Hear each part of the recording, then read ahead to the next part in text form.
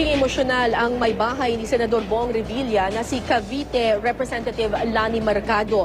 Ganon din ang isa sa kanyang mga anak na si Cavite Vice Governor Jolo Revilla nang makapanayam sila kaninang umaga sa unang hirit.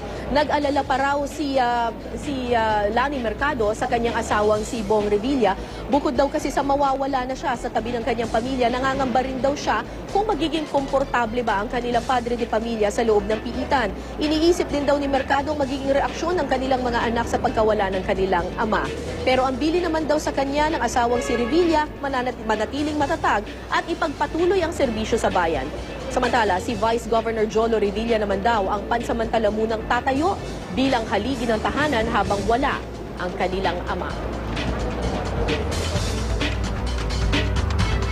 Kahit sino naman pong anak ay may hirapan.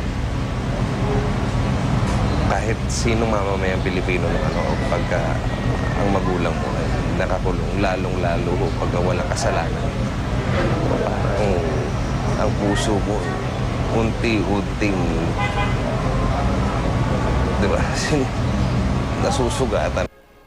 Kahit anong paghahanda mo kahit anong mind conditioning mo, kahit anong dasal mo sa Panginoon, nandun pa rin yung pagiging tao natin at panghihina. Pero we have to remain strong for Bong. We have to remain strong also as leaders of our district